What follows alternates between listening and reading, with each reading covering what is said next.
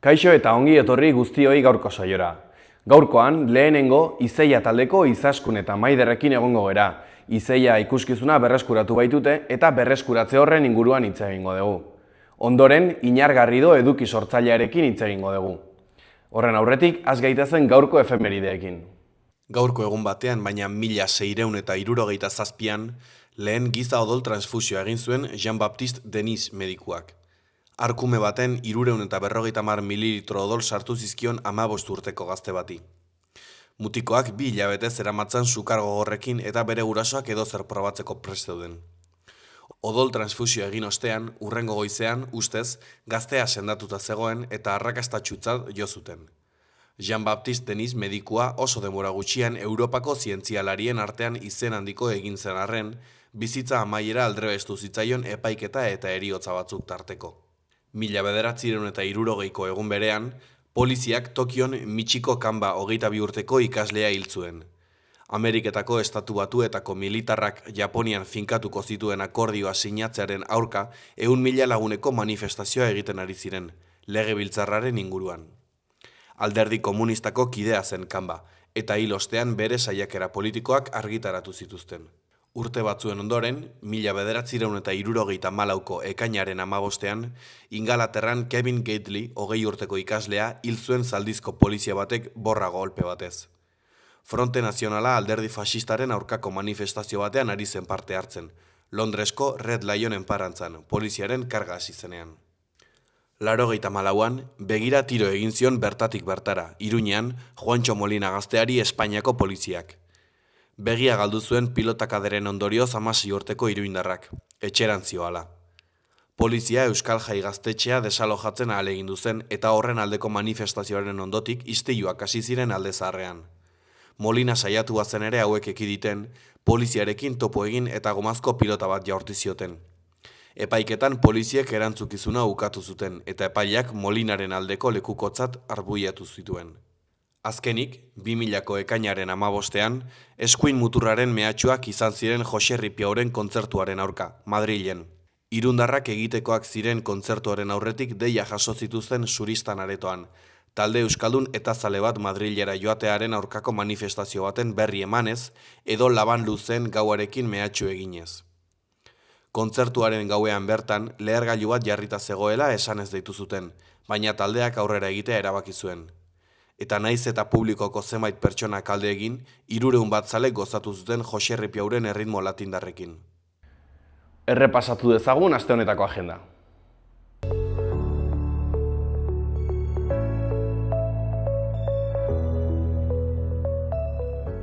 Ekainaren 16an, asteartea, elkarrizketa literarioa, 100 urtez festan. Rodrigo Fresanen eskutik Nafar Ateneoan arratsaldeko 7 doan, edukiera bete arte.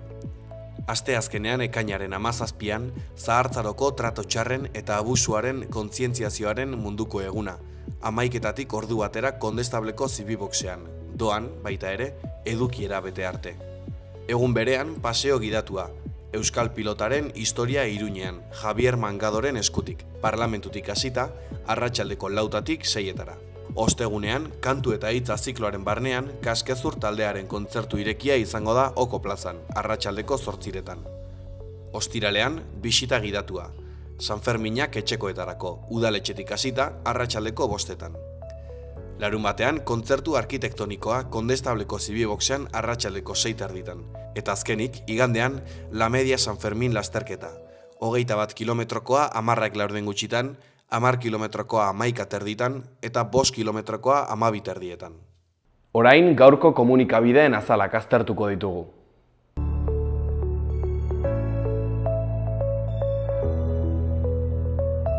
Diario de Noticias egunkarian, horrela dio lerroburu nagusiak. Nafarrek ia 4.300 txerto jaso zituzten iaz, helmuga exotikoetara bidaiatzeko. Lehenengo puntuan, Asiara, Hego Amerikara eta Afrikara egindako bidaien eskaera handia. Bigarrenean, bidaia aurreko mediku kontsulta eta asegurua erostea funtsezkoak dira oporraldi arrakastatsu bat izateko. Argazki nagusian, 100 parte hartzaile zitadelatik irteten dira. Honen titularrean, eguzkipean minbiziaren aurka. 3.000 pertsona inguruk martxa egiten dute dirua biltzeko eta prebentziorako. Eskuineko berrietan, Milagrok bere gereziaren etorkizuna goraipatzen du. Azpian, Iruñak etxean jokatuko du bigarren erreferenteko mailara igotzeko. Ondoan, selekzioak debuta egingo du Cabo Verderen aurka munduko kopan. Jarraian, Trumpek Iranekin bake akordioa iragarri du. Ondoren, Ezkarozeo eta Otsagabia arteko errepidean hartz bat geldirik ikusi dute. Alboan, Sánchezek asterik konplikatuena hasiko du Zapaterorekin epailearen aurrean. Azkenik, 4 atxilotu Sarrigurengo jaietan izandako izaldunengatik. Diario de Navarra egunkarian horrela dio lerroburu nagusiak. Leire Diez, nire egunerokoetan idatzita dagoena baino askoz gehiago dakit. PSOEko akusatu eta ustezko konpontzaileak elkarrizketa eman du. Irudi nagusian, minbiziaren aurkako 12. lasterketak Iruñeko zitadelan hasi eta helmuga izan zituenak, adin guztietako parte hartzaileak izan zituen. Honen titularrean, minbiziaren aurkako urratsak, 3.000 pertsona inguru bildu ziren Iruñean ikerketarako dirua biltzeko antolatutako martxan. Ezkerreko berrietan, Trumpek Iranekin bake akordioa eta Hormuzko itsasartea berriro irekitzea iragarri du. Jarraian, PSN Zerdanen aldeko negarretik erresistentziara. Ondoren, Otsagabia eta Ezkaroze arteko errepidean hartz bat korrika egiten ari denaren grabaketa. Gara egunkarian horrela dio lerroburu nagusiak. Mohamed Sidamed Saharako ilargi gorriaren idazkari nagusiak dio. Saharar errefuxiatuen kanpalekuetan dagoen janari krisia kezkagarria da. Nazio Batuko erakundearen munduko elikadura programak, ACNURrek eta beste agentzia batzuek Saharako errefuxiatuen elikagai egoera kritikoaz ohartarazi dute. Argazki nagusian, Olaso Dorreko frankistaren arpilaketa dokumentatua. Bergarako Olaso Dorrea etxea frankisten eskuetan erori zen 1937an eta laster bihurtu zen lapur eta jomuga. Ezkerreko berrian, erreportaia Jon Salgado, UCOren eta UDEFen aurrekari ezagunak. Beheko berrietan, Karim Katan idazle palestinarrak dio, nahiago nuke Palestinari buruz ez idatzi, baina ezin dut. Ondoan, nondik dator Ezkarozeko hartz birala? Azkenik, erreportaia, Elektroshock, azken aukera.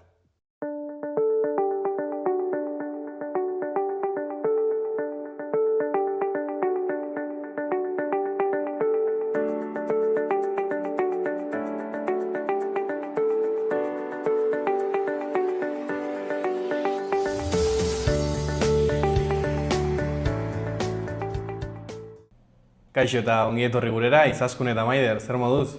Ongi. Gaurkoan, proposamen nahiko berezi batekin zatozte, Izeia ikuskizuna berreskuratzeko helburuarekin. Zer da zehazki Izeia, lehenik eta behin ezagutzen ez duenarentzako, eta zer da zehazki egiten ari zeratena? Izeia dantza eta musika elkartzen dituen ikuskizun bat da, berez 2000 batean egindako ikuskizun bat da, eta 2000 batean izandako arrakasta ikusita, horren arira sortu zen diska bat, eta 25 urte geroago ikuskizun horren beste ikuskizun bat sortu dugu. Botako dugu atzera 2000 batera, Maider zuet zinen, baina Izaskun zu bai. Nola sortu zen 2000 batean Izeia? Garai hartan ginen gazte talde bat, eta sorkuntza berriak egiteko gogokin eta indarrakin geundela, eta horrela sortu zen pixka, eta jorratzen genituen euskal dantzak, tradizionalagoak edo, eta bestelako proposamen berriak egin genituen, eta horrela sortu zen.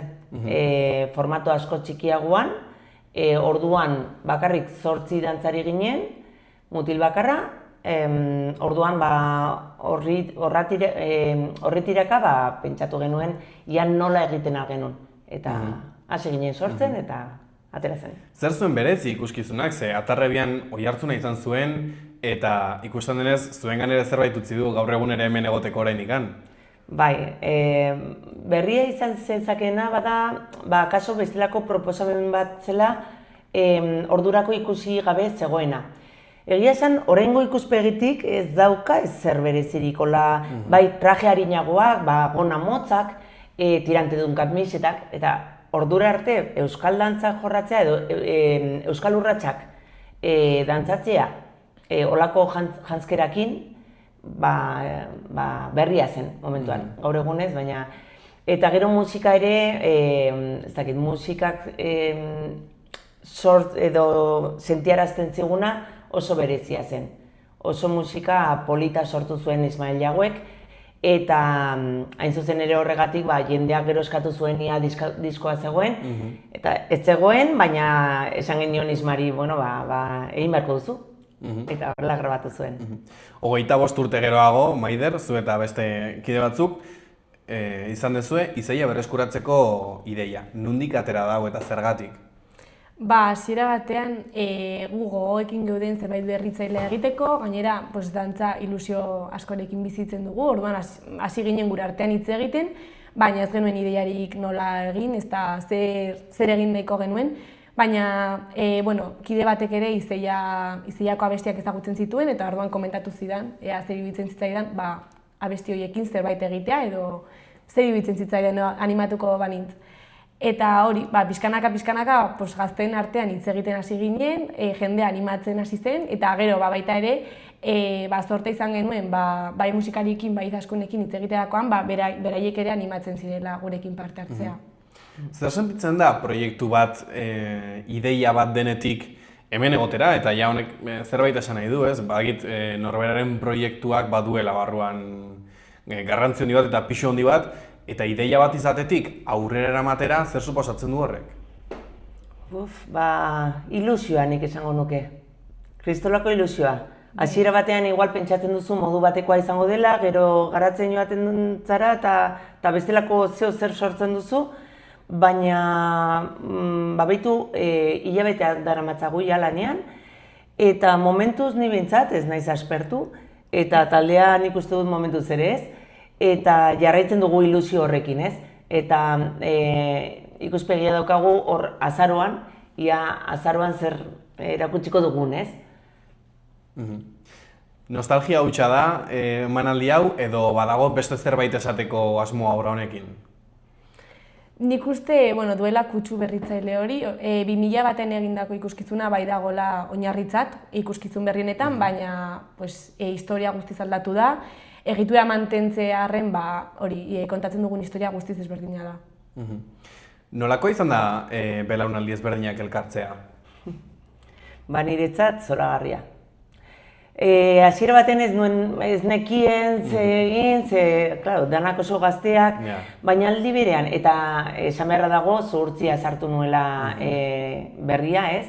Esan ziatenean Izeia egin martzutela eta ez nekien zer egin nahi zuten. Seguretzat, 2000 bateko entzat oso berezia izan zen, baina ez genekien beraiek zer egin nahi zuten. Eta total, lanean hasi ginenean, konturatu nintzen, zer nolako gazte talde zoragarria, eta denok oso desberdina gara gure artean, baina aldi berean daukagu ilusioa eta daukagu ere lan egiteko gogoa. Eta orduan, danok bateran ikuste dut sortu dugula oso talde anitza, baina aldi berean ere indartsua izango dugu. Maider, galdera zuretzako, zer ikasi dezue 2000 batean parte hartu zutenengandik? Nik uste batez ere ikuskizun horren atzean dagoen lanketa guztia edo eskaintzen den esfortzua edo disiplina guztia zen. Azkenean ikuskizuna oso polita da, eta gu proiektuan sartzerakoan genekien esfortzua egin beharko genuela, baina baita ere kontatu dizkiguten esperientziak edo historiak hori ikusten da, horren atzean lanketa asko dagoela, dantzatzeko ordu pila sartzen direla, koreografiak egin behar direla, jantziak egin behar direla. Ordan hori, esfortzu osoa eta prozesu osoa. Eta Izaskun, gazteek ze ekarpen egiten diote ikuskizunari? Freskotasuna eta gaur egungo kodigoen manejatzea. Beraiek hartu dute adibidez komunikazioa dana eta sareak eta beraiek kristolako bizitasuna ematen diote. Ikuskizuna Izeia ez dezue soilik berriskuratu, berritu ere egin dezue, gauza batzuk berritu dituzue. Ez dakit, ze puntutaraino esan dezakezuen, baina ni galdetu egingo dizuet, ze berrikuntza daude? Musikak berdinak izango dira eta hori mantenduko da. 2000 batean egindako egitura edo hori historia kontatzerakoan kontatutako egitura berdin izango da, baina bai, historia desberdina da gaur egun gertatzen diren egoerekin lotura duelako, adibidez, gaur egungo ikuskizunean kontatuko dugu gizakiek egite dituzten kalte ezberdinak eta horrela egunerokotasun horrekin lotura dauka. Eta berrikuntza asko izango ditu. Koreografiak ere guztiz desberdinak izango dira. Koreografiak hasieratik sortu ditugu, baina bai keinuak eginda 2000 bateko koreografiei, ez? Batez ere ikusleek sentitzeko edo garai hartako ikuskizuna berreskuratzen ari garela. Orduan, gauza gutxi batzuk mantendu ditugu, baina bestelako sorkuntza. Eta berrikuntzarik handiena izango dira ikusentzunezkoak. Garai hartan, 2000 batean, ez genukan aukerarik, eta gaur egun dauzkagun aukera guztiak erabiliko ditugu. Orduan, horiek dira, gauzarik nabarmenena. Nola topatzen da oreka, ondarea errespetatzearen eta gauza berrien artean? Orekan ikusten dut ez da, mantentzea. Beti ere jakinda nondik gatozen eta nora goazen. Hau da, baldin badakigu nondik gatozen, baina zein den zure burua, zuk mantentzen zure sustraiak eta zure tradizioak mantendu aldituzu, baina gero beraiekin jolastu alduzu. Justo beste proiektu batean nabil, horren inguruan lantzen dudala, tradizioen inguruan, eta Gustav Mahlerren esaldi batean oinarrituta dago, ez? Gustav Mahlerrek esan zuela tradizioak ez dira errautsak gurtzea, sua mantentzea baizik. Eta nik uste dut horrek biltzen duela pixkat tradizioaren eta evoluzioaren arteko oreka hori. Esaldi polita bai. Izaiak baita ere hasieratik izan du, argi eta garbi esan duzue, dela dantza eta musikaren arteko elkarketa bat. Ze esan nahi du horrek? Ze garrantzi dauka musika eta dantza elkartzeak? Bien bitartez kontatuko da, bai musika eta bai dantzen bitartez. Azkenean ere dantzak sortu egin dira musikak sorrarazten digunaren arabera, orduan bien artean izugarrizko lotura dago eta biak osagarri dira historia kontatzeko. Niretzat, nik ezin dut ulertu dantza musikari gabe, eta nik uste dut musika ere dantzak laguntzen diola ere musikari. Nik uste dut egongo dela jende asko entzuten hau edo ikusten hau, eta galdetuko duguruan, nik askotan galdetzen dut. Aipatzen zenuen Maider, musika entzuterakoan sortzen diguna eta horrela dantzatzen dugu. Nola egiten da hori? Nola entzuten duzu zerbait eta hortik sortzen da dantza bat? Bakoitzak bere ideiak botatzen ditu, jendea ados baldin badago aurrera eramaten da, probatzen da nola geratzen den, guztiek egiterakoan gaizki ikusten baldin bada aldaketak egiten dira. Ez dakit, pixkanaka guztien ideiak batuz, azkenean sortzen da dantza. Desadostasunak izaten dituzue? Bai, baina azkenean guztien artean ulertu egiten gara eta aurrera eramaten dugu. Eta horrek ere umorea edo gure artean ere parra egiten dugu, desadostasun horiekin, azkenean ondo pasatzen dugu. Izaskun, zuk aipatu duzu orain esaldi bat, errautsak gurtzea ez dela baizik eta sua mantentzea dela tradizioa. Izeia horren adibide bat dela esango zenukete? Nik uste baietz. Izeia, azken finean gu euskalduna gara eta dantzaria gara. Euskal dantzaria gara. Orduan, guk ezagutzen dugun hori, egia esan ezin gara aldendu gehiegi. Gu gara garen bezalakoak, ez? Tradizioek eginten gaituzte edo gure nortasuna da, dira. Eta hori erakusten dugu, beste modu bat, ez? Badaude momentuak, euskal dantza tradizionalagoak jorratzen ditugunak, baina zergatik ez, beste momentu batzutan, bestelako proposamen berri hau plazaratu. Oraintxe bertan, ze momentutan zaudete? Sorkuntzaren, koreografiak gutxo gora bera sortuak daude, baina orain hobetu behar ditugu, hor gaude teknikarekin eta berdintzen gure artean eta bar. Musikariak ere, beraien sorkuntzan edo, musikariek egingo dutena da aurreko musika hartu, baina bestelako moldaketa egin behar dute. Eta gero ikus-entzunezkoak ere sortzen ari dira paraleloan. Hau da, bakoitza aparte lanean ari gara, baina komunean jartzen dugu dana. Zenbatero, kuriosidadea da, zenbatero ensaiatzen dezue alde bati dantzariak, musikariak, zenbatero elkartzen zerat edo nola da funtzionamendua barrutikan? Dantzariak gutxi gora bera egun bat astean. Beharrezko izan ez gero, igual 2 egunetan, baina normalean astean behin, nik uste. Bueno, gero gazteak ere gure kabuz denbora gehiago dugunez, denbora libre gehiago dugunez, animatzen gara ere ordu gehiago sartzera eta entsaio gehiago egitera. Baina berez talde moduan gehienok astean behin elkartzen gara. Bai, aprobetxatzen ditugu entsaio horiek, oso aukera gutxi dauzkagu, agendak badakizue. Elkartzen garenean, normalean igual jartzen dugu ordu bat, baina gero orduak luzatzen dira nahikotxo.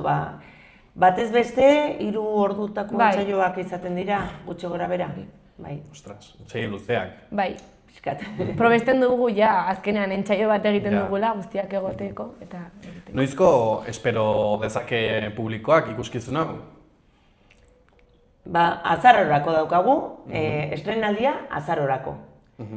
Baina gero, aurrerago espero dugu gehiago egitea. Eta hori bai, badago pizkat programatuta, bestelako bideo batzuk sortu dituzte, batez ere gaztek, gurekin batera ere kontatuta, noski. Ze azkenean denok talde bat gara, ez dira gazteak eta besteak, denok talde bat gara, baina beraiek pizkat ardura hori hartu dute. Eta bestelako bideo batzuk sortu dituzte, eta orduan, poliki-poliki joango gara erakusten bideo horiek, ere bai. Nola erantzungo du publikoak Izeia ikuskizuna lehen aldiz ikusi zutenean orain ikusterakoan, ze espero dezue publikoak esatea? Guk uste dugu erantzun positiboa izango duela, baita ere sare sozialen bidez jasotzen ari duguna oso positiboa da, eta horrek azkenean ilusioa ematen digu azkeneko ikuskizun hori erantzun positiboa izango duela.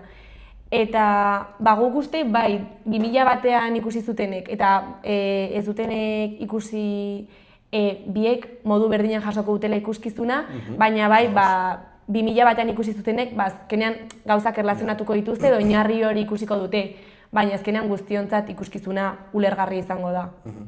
Zer gustatuko litzizuke ikusleak etxera eramatea ikuskizuna eta gero? Niri gustatuko litzaidake, niri pertsonalki. Nik sentitzen dudana dantzatzerakoan eta hau sortzerakoan, gutxienez hori transmititzea. Eta beraiek ere postasun hori edo itxaropen hori ere bai jasotzea. Izaskun, galdera hau zuretzako da.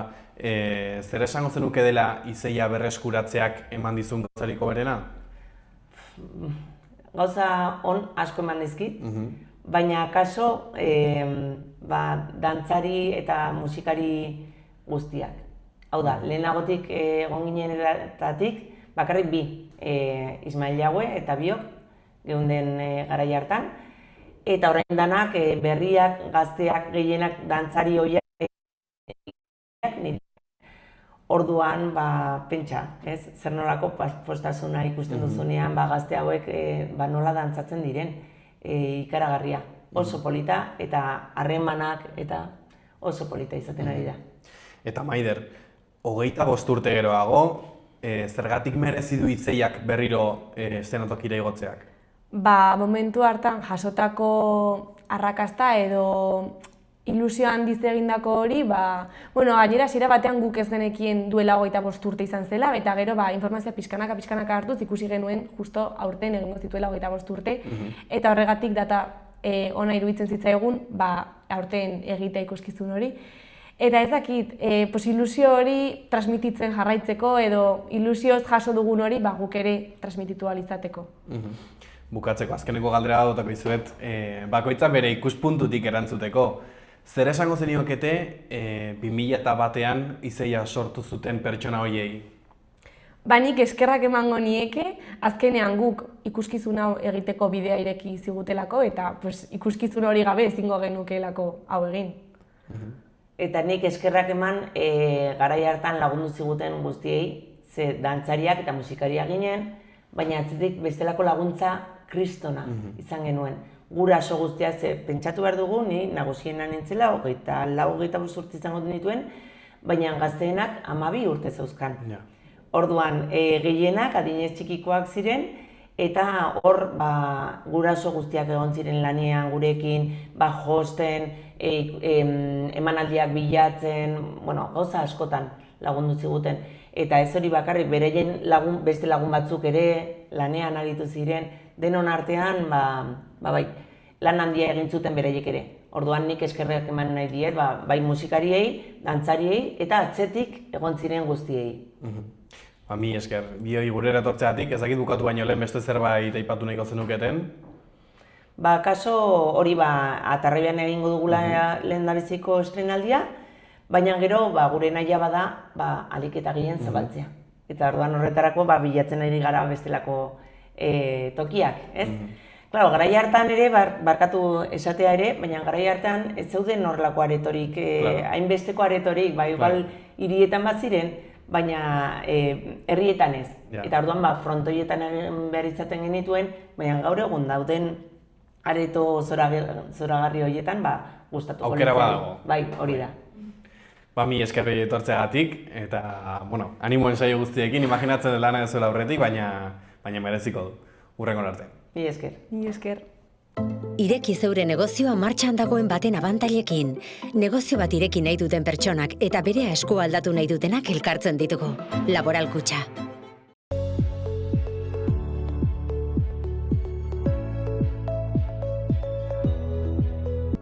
Gaur temperatura maksimoak jetxi egingo dira, baina udako giroarekin jarraituko dugu. Zerua tarteka lainotuta ikusiko dugu, erdi mailako odeiekin eta goi odeiekin. Arratsaldean bero hodeiak garatuko dira eta baliteke zaparrada trumoitsuak botatzea, bereziki hegoaldean. Horrez gain, arratsaldetik aurrera behe hodeiak sor daitezke kostaldean. Kostaldean mendebaldeko eta ipar-mendebaldeko haizea ibiliko da, eta barnealdean egunaren bigarren partean iparraldekoa izango da nagusi. Aste artean uda giroan murgilduta jarraituko dugu, naiz eta temperaturan gora-behera txiki batzuk izan lekuaren arabera. Kostaldean pixka bat jetxiko dira maksimoak, aldiz Ebro ibarrean igo egingo dira. Giro eguzkitsua nagusituko da. Goizean goiz behe hodei batzuk ager daitezke kostaldean eta arratsaldean barnealdean bero hodeiak geratuko dira. Alabaina zaparrada trumoitsuak botatzeko probabilitatea txikia da. Kostaldean mendebaldekoa haizea ibiliko da eta barnealdean iparraldekoa.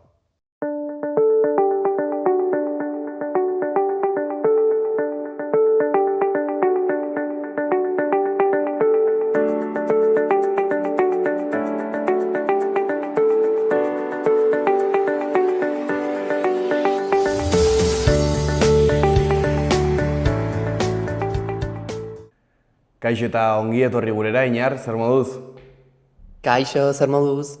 Ongi, hementxe, astelenarekin hasten, baino, zu bezalako eduki sortzaile batekin orain segurazki hasiera interesgarria izango da, beraz, hitzamango dizut lehenik eta behin, Iñar, zagutzen ez zaituenari, zure buru aurkezteko eta komentatzeko zer den egiten dezuna. Hau ez dut sekula esan, batean horrela nire burua aurkeztea. Kaixo esaten dut beti, Iñargarrio naiz, eduki sortzailea, duela gutxiaz izena, urrian, iazko urrian, eta egia zan duela gutxi, hasi nintzen euskaraz edukia sortzen, lehen gaztelaniaz egiten nuelako, baina nik uste dute aurrera pauso handia izan zela, eta horrek ere gauza honak ekarri zizkiala. Lehenik eta behin, nola hasi zinen edukia sortzen saretan, noiz izan zen momentua esatea, hau egingo dut? Hori hasi zen iaz San Pedro egunean, justo, Mungiako jaietan, estrenatu nuela nire podcasta. Eta, bertan ikusi nuen batez ere sare sozialetan podcasteko klipak funtzionatzen zutela. Orduan, urriaren 28an, gaizki ez banabil, gogoan dute esan nuela, zergatik ez dut frogatzen eduki desberdina egitea, eta ja ez izatea podcastekoa baizik eta eduki propioa. Eta Burger Kingen inguruko bideo bat egin nuen, eta batean TikToken 30.000 ikustaldi izan zituen, benetan ikaragarria izan zen hori. Ostras. Hala ere, edukiak sortzen hasi baino lehen, aipatu duzu podcast bat hasi zenuela. Noiz eduki zenuen argi komunikazioan lan egin nahi zenuela eta eduki gintzan?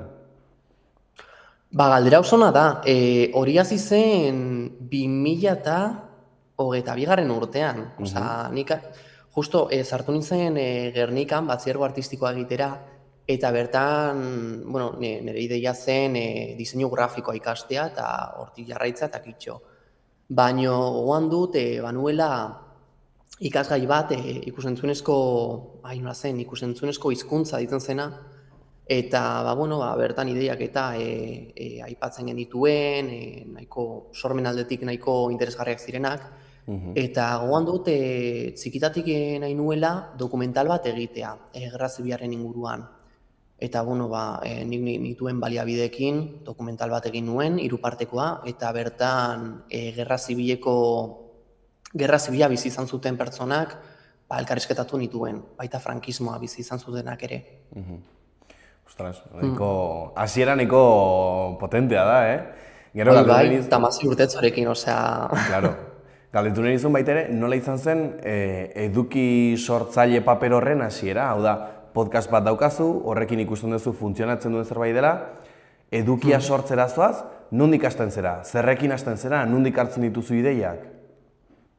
Batez ere podcastetik, kontuan izan podcasta egiten dela elkarrizketatuei esker, eta elkarrizketatuak, nire ideia hasieran zen, gauza oso desberdinak, historia interesgarriak kontatzea eta, baina gero kontura du nintzen, ia guztiak, gonbidatu guztiak eduki sortzaileak zirela. Orduan, bertan kontatzen zituzten gauza guztiak oso interesgarriak ziren, eta gogoan dut, Aritz Epic Travels deitzen zen gonbidatu batek esan ziala. Ni Australian egon nintzen bizitzen, eta bertan Burger Kinga Hungry Jacks deitzen da. Eta nik esan duen, ostras, ez zelako ideia, ez da? Hungry Jacks baino zergatik. Eta gero, investigatzen ibili nintzen eta oso interesgarria da. Izan ere, bertan bazegoen Burger King deitutako jatetxe bat, eta hori erregistratuta zegoenez, beste izen bat aldatu behar izan zioten. Jarri behar izan zioten frankiziari. Eta interesgarria iruditu zitzaidan ez, esan nuen, horren inguruko bideo bat egingo dut, eta izan dadila, izan behar dena. Eta oso ondo funtzionatu zuen. Hasiera horretan, zerbait kostatu zitzaizun, zerbait zaila egin zitzaizun? Egia zan ez.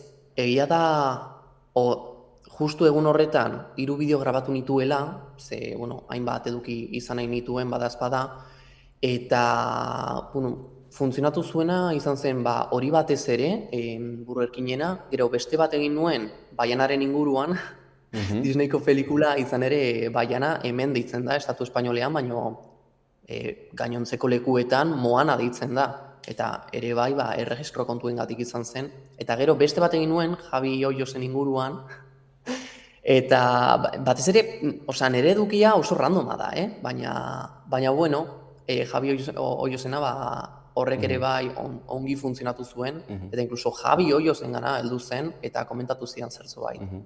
Hori esan behar nizun, zuek aipatu duzu, zure sareak begiratzen, zaila da topatzea zerbait bideo guztiak konektatzen dituena, ez?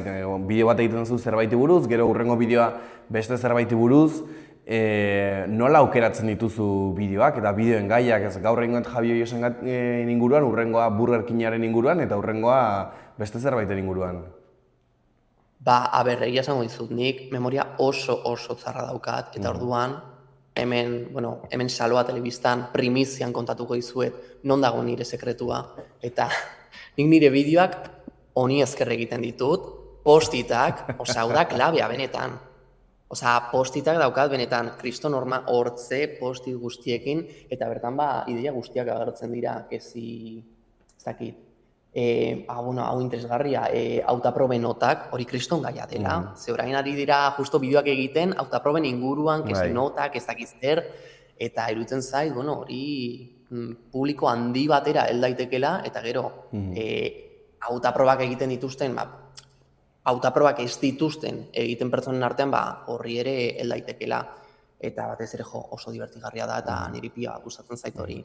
Zelako eskresa, Igual ideia kopiatuko dizut, postitak ukitzarena, nik ere memoria nahiko txarra daukat. Orain bai hitz egin nahi nuen,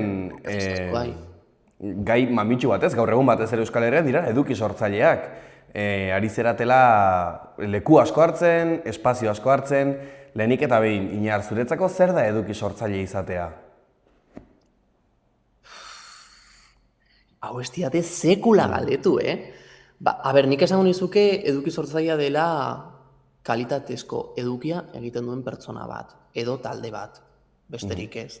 Eta hor, eske pilo bat jende egon daiteke, osea, ni adibidez, bikain moldatzen naz, nire lagunak adibidez, dira, ez dakit, Iker Balma, Zaldo Barik, oso ongi moldatzen naz haiekin, ez dakit, Jon Ander, mira, justo, Jon Anderrek esan zian eduki sortzailearen definizio hori, zela kalitatezko edukia egiten duen pertsona bat, besterik ez. Berdin du jarraitzaileak, ze nik adibidez ez dut jarraitzaile askorik, baina uste dut kalitatezko edukia egiten dut dela. Uste dut, Pero, zeuk esan. Nik baietz esango dizut, Iñar, nik nola ez. Uste dut, sareetan ere gertatu daitekeela, jendeak ikusten duela gauza bat, eta ikusten ez duela ere gauza asko. Zer da jendeak ikusten duena sare sozialetan edo eduki sortzailetan, eta zer ez du ikusten jendeak? Nire zaretan justo, behin baten aipatu zidaten, serioa naizela. Nola serioa? Osea, nola serioa? A ber, egia da nik beti, seriotasun puntu bat izan behar dudala, ez? Batez ere, agian gai serioak aipatzen ditudanean eta, baino, ez nahi serioa. Eta, osea, nik gauzak ezin ditute seriotasunez hartu. A ber, hartzen ditute ez, baino, ni berez ez nahi serioa. Eta, amorru pixka bat ematen dize, azkenean, ustute zare sozialetan ez naizela, ez duala erakusten ni naizen bezalakoa baizik eta, komunikazioan egia da, seriotasun puntxu bat egon behar dela, eta horrela jokatu behar duzula, horren arabera. Baino askotasun, osea, eduki sortzaile batek, arrakasta lortzen duenean, ia beti, osea, 180 beti da bere izaeragatik. Osea, nik beti dinot, ez dakit, eduki sortzaileak diren nire lagunak, Iker Balma, Zaldo Barik, ostras, kriston izaera dute beren nortasuna da, beren arrakastaren klabea. Egia da, kriston ideak dituztela, baina, bere nortasuna, benetan dinot, bakarra dela munduan. Zuk sentitu duzu, jasotzen dituzun kritikak, onak edo txarrak izan, bai jarraitzaileen aldetik, familia, lagunak, aldatzen dutela zure lan egiteko modua? Ez hori inoiz. Osea, nik haterrak oso gutxi ditut, ia. Eske esan nuke agian, esku batekin zenbatu nitzatekela. Izenak identifikatua eta dena. A ber, eske ez daukate zereginik, osea, nik esango nizukena da, nik beti irakurtzen dituz, iruditzen zait kritikak, bai onak, bai txarrak, beti errespetutik, ongi etorriak izan daitezela, ez? Orduan nik ez diot aurpegi txarrik jartzen horrelako kritikei, eta ia beti, entzuten ditut, eta inkluso erantzuten ditut. Osea, podcastean adibidez, gogoan dut behin baten esan zidatela, gehiegitz egiten nuela, eta ostras, egia da, ze ez nahi sekula, ni elkarrizketatzailea naiz, besterik ez, eta alderantziz jokatu beharko nuke, hitz egin beharko lukeenak, are gehiago, ni baino askoz gehiago, elkarrizketatzailea da, besterik ez. Eta hor egia da, kasu egin niola, eta inkluso eskerrak eman izkion tipo horri, ez dakit nola ditzen den, baino musu bat hemendik Salva telebistatik benetan, ze arrazi duzu. Iñar, zure bideoetan, ze lan dago, atzean? Zenbateko lana dago? Pilo bat, osea, fokoak, pam, gero beste foko bat, kontrargia ikusteko, pilo bat gauza daude, Eta hori, bueno, beti amorrua ematen dit, askotan hori jendeak ez du kontuan izaten. Eta normala da, hori ez delako ikusten. Baino hasteko audioa eta irudia bide desberdinetatik grabatzen dira. Beraz, gero postprodukzioan horiek nahastu behar ditut eta sinkronizatu eta baino, ostras. A ber, nik egia zan beharra dago hau egiten dudala, podcasta ere egiten dudalako, eta kalitate minimo bat dauka, podcastak ere kalitate minimo bat daukalako, eta hau egiten, nik erabiltzen dudan materiala, hau, eske podcastetik dator. Beraz, nik agian eduki sortzaile, sin más, hori bakarrik izan banintz, bagian, mugikorrarekin bakarrik grabatuko nuke, eta listo. Sare sozialetan zaudenetik eduki sortzaile gisa, sentitzen duzu etengabe martxan egoteko presioa, etengabe lehenengo lerroan egoteko presioa? A ber, eske eduki sortzaile txikia naiz, beraz ez dakit, nik esango nuke presiorik ez daukadala. Hala ere, egia da, gero emaitzetan ikusten dela, maiztasun batekin sortzen duzunean edukia, nahiko ondo funtzionatzen duela, baino, bueno, egia da, aste batzuetan, adibidez, hainurrun joan barik pasan astean, nik azterketaldia izan nuen, EH1, eta, bueno, kilikolo ateratzena, por cierto, hemendik musu bat nazioarteko harremanak irakasleari, mesez, puntutzu bat igona zazu, posible bada, iratze perea, musu bat. Eta, bueno, a ber, nik justo aste horretan, egin nuen, inauterietan bezala ez, aste zuri bat, horrela, oporretan, ikasten. Eta, bueno, a ber, hor ikusi nuen, jendeak inkluso, pertsona batek, galdetu zidanea zer gertatzen ari zen, eta nik esan nien, oraintze bertan azterketaldian nagoelako, eta lehen estenari ditut ikasketak eduki sortzea baino. Bueno, ez beti, baina justo azterketaldian hor bai lehen etzi behar direla. Baina berez ez dute izan horrelako presiorik. Baina egia da, astean behintzat 2-3 bideo egin behar ditu dela, bai ala baiz bestela. Horregatik klabea da beti, hainbat eduki izatea, hainbat bideo izatea ja gordeta. Ados. Aipatu duzu, behin baino gehiagotan, hau guztia datorrela zure podcastetik. Noiztik daramazu podcast hau martxan, Días Impares izeneko, aukeraz banago, noiz hasi zen eta nola hasi zen martxan hau? Hene prestatuta daukazu elkarrizketa, benetan zorion. Noski baiet. Ideia, ez dakit agian, 2023tik zetorren. Eske nik esango nuke baiet, hautaprobak egin eta ja unibertsitatera sartu baino lehen, nik argin eukan podcasta egin nahi nuela. Eta, bueno, baina azkenean ez nuen gauzatu ja 2025 urtera arte. Alegia, iazter arte. Podcasta zen, azkenean esan nuenean, beira, ez badut orain egiten, nola jakingo dut arrakasta izango baduan edo ez banai zaiatzen. Eta zaiatzea beti klabea da. Ez duzunean zaiatzen, azkenean zeure buruari beti esaten diozu, ostras, agian hau lortu nezaken edo ez, eta zaiatzeak beti horren erantzuna ematen dizu. Eta ni azkenean, agian 2 urte izan nituen, 2 urte eman nituen podcastean pentsatzen, eta azkenean ja martzoaren 2an, okerrez banabil, ja gauzatu nuen, 2025ean, eta ja publikatu hainbat atal grabatuta izan nituenean ja publikatu nuen podcasta. Dagoeneko ja urtebete pasata. Zergatik podcast bat, Iñar? Nola barkatu? Zergatik podcast bat, zer nola zenuena Iñargi podcast bat nahi zenuela, zerk erakartzen zaitu hainbeste? Ostras, begira, nik telebista pilo bat maite dut, Salva Telebista, increíble benetan. Ez baina horretaz aparte, telebistak, badu zerbait, konektatzen duena, baina gero aldi berean irratiak, bauka beste puntu bat, beste ukitxu bat, oso zoragarria dena, eta baina 2 bide desberdin dira. Hala ere podcastak orain, bideoz ere grabatzen direla, justo nik izango nuke gauza marabilloso horiek nahazten dituela, eta sare sozialen bidez, beste ukitu bat ematen diotela, eta hortze sortzen dena, ostras, oso ondo dago. Bueno, gaineranik, esan beharra daukat, podcasta zinuela, hainbat arrazoien artean, bueno, hasteko pertsonak ezagutzeko, gero bestalde, lagunak egiteko. Zen ez naiz sekula izan lagun gehiegi dituen pertsona bat.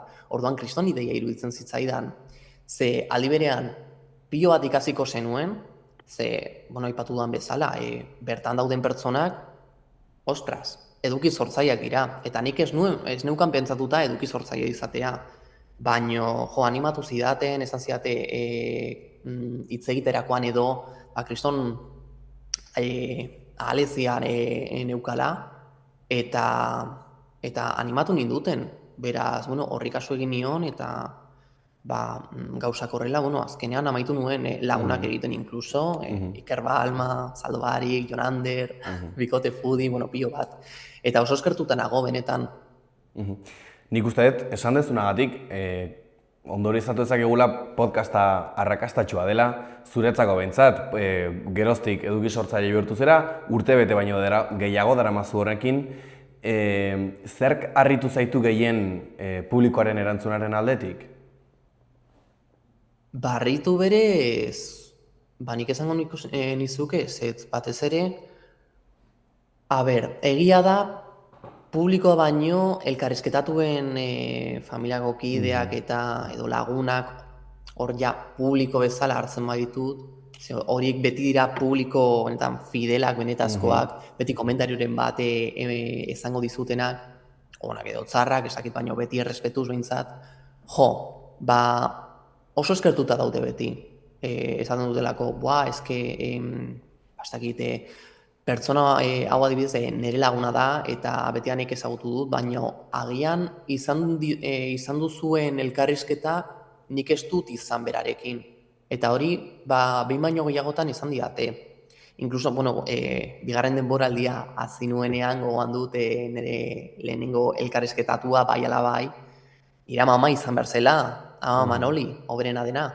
Eta gogoan dut, amamarekin nengoela komentatzen, esan ez, prest zaude elkarrizketa honetarako, eta gogoan dut esan ziala, ezke agian familiako kideain batek ez naute ezagutuko alor honetan, alegia honen inguruan hitz egiten, agian ez dutelako aukera izan konbertsazio serio bat izateko, eta hori podcasten beti leku oso intimo bat gertatzen da. Eta hori oso ondo dago, konfiantza pilo bat dagoelako azkenean. Azken urteetan, Iñar, ikusi dugu, gazten informatzeko eta entretenitzeko moduak aldatu egin direla, horren barruan sartzen dira, zure podcasta, zure sare sozialak, eta beste mila modu, noski. Nola ikusten duzu bilakaera hori zuk? Nik kontuan izan da ikusentzunezko komunikazio ikasten dudala, eta kazetaritzako hainbat ikasgai ikasi ditudala, eta, ostras,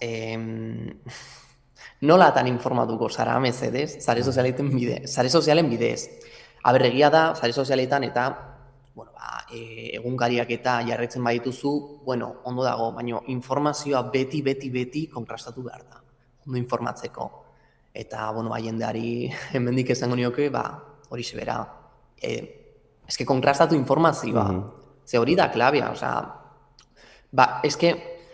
gauzak zintzotasunez esango ditugu, zu, informatzen bazara, soilik leku batetik, eta gero, zeure burua ikusten baduzu inteligente giza, begiratu ezazu mesedez, ze hori ez da posible. Ze erantzun dizu dauka eduki sortzaile batek sortzen duen edukiarekiko?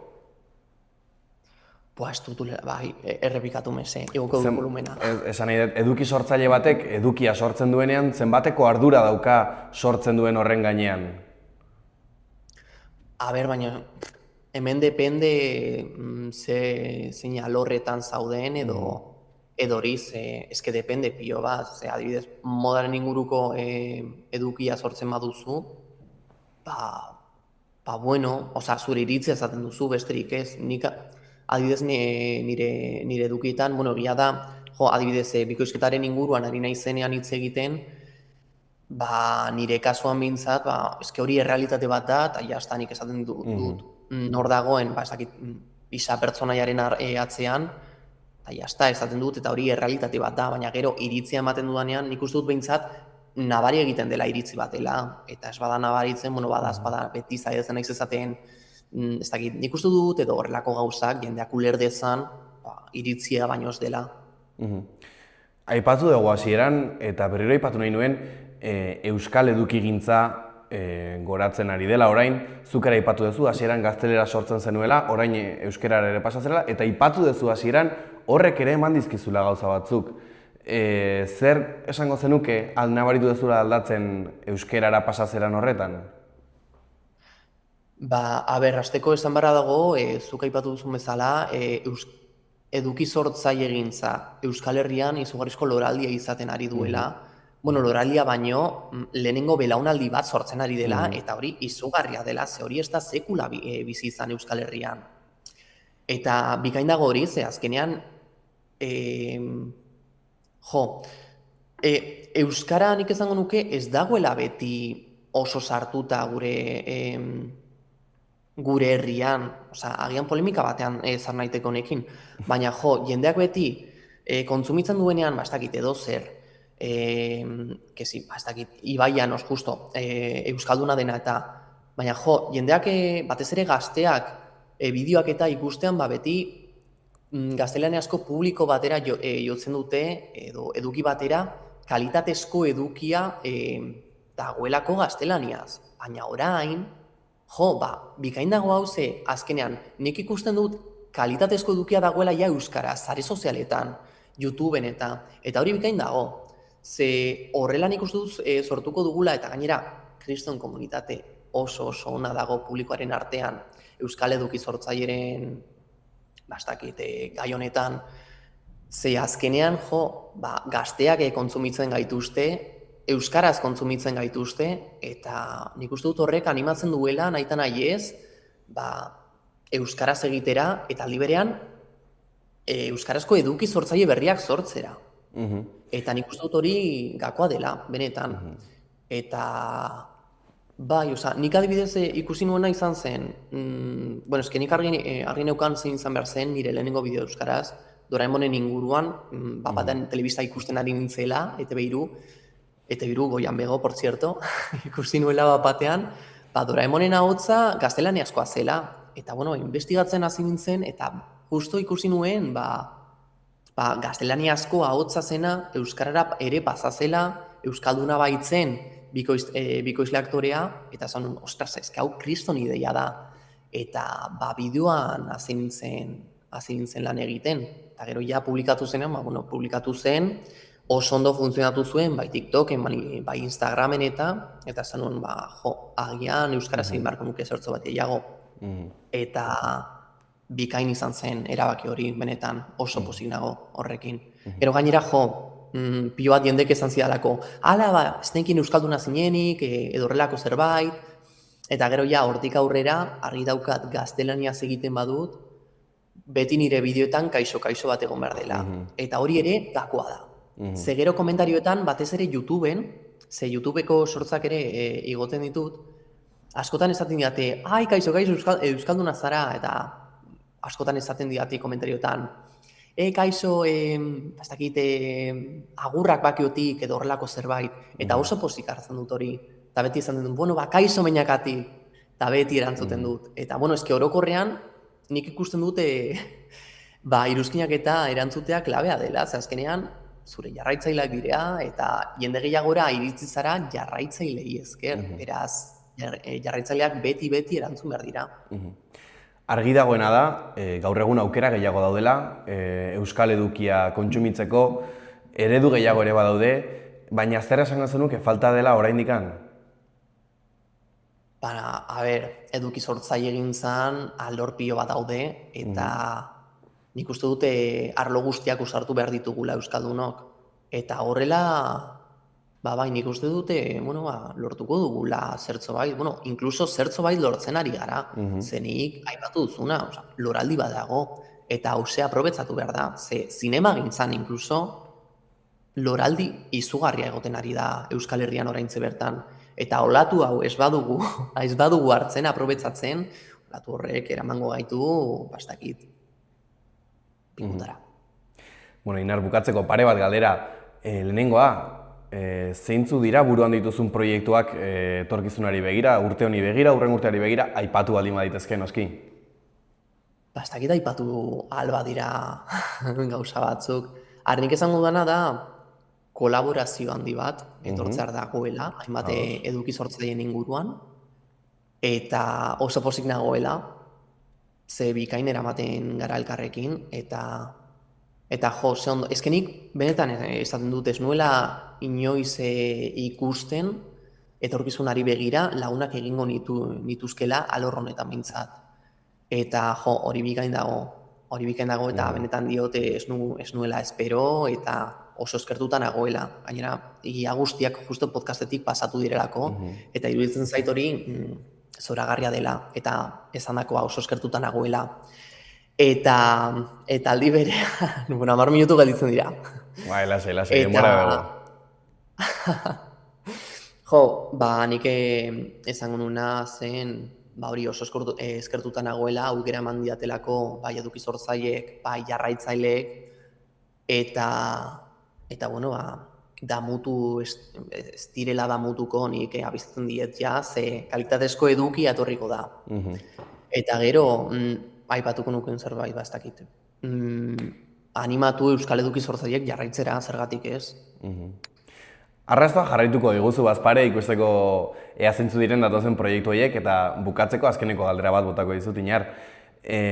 Gazte batek edukia sortu nahi baldin badu, baina beldurra ez dago, ez daki zer egin, erantzunaren beldur, zer esango duten, zer ez duten esango, ze aholku emango zenioke gazte bati? Nik euskaran daukadan hitz gogona da axolagabekeri. Eta nik uste dut hori gakoa dela edozein gauzetarako, ez dakit. Ez que gaur egun inkluso lotza ematen dio jendeari pizza bat eskatzea telefonoz. Osa, mesedez, noraldu gara. Edo ez dakit euskaltelera edo deitzea, esan ez, barkatu baina eske wifia ez doa ondo. Bueno, mendik, usutzu bat euskalteli. Ez baina, jo, esanen nuena, eske lotza gorputzetik ategon behar da beti. Eta hori ez badago, jo, eske zer lortuko duzu azkenean. Eta gero, kriston amorrua emango dizu, zeure buruari emango diozu bueltaka ibiliko zara esan ez, ostras, zergatik hau ez dut egin, eta kriston aukerak alduko dituzu lotzagatik. Eta lotza zer da azkenean. Osa, tontakeri bat iruditzen zain niri. Mila esker, Inar, gurekin egoteagatik gaurkoan, ez dakit bukatu baino lehen beste zerbait aipatu nahiko zenukeen? Ez dakit, bueno, jarraitu ezazu Saloa telebista beti, hombre, nola ez, eta nire bai zergatik ez. Eta besterik ez, eskerrik asko, jo. Eskerrik asko zuri gurekin egoteagatik, eta esan bezala, arrastoa jarraituko dizugu, eta hurrengora arte, Inar. Eskerrik asko bai, agur. Ireki zeure negozioa martxan dagoen baten abantailekin. Negozio bat ireki nahi duten pertsonak eta bere esku aldatu nahi dutenak elkartzen ditugu. Laboral Kutxa. Hau izan da gaurko saioa, mila esker gurekin egoteagatik eta bihar arte.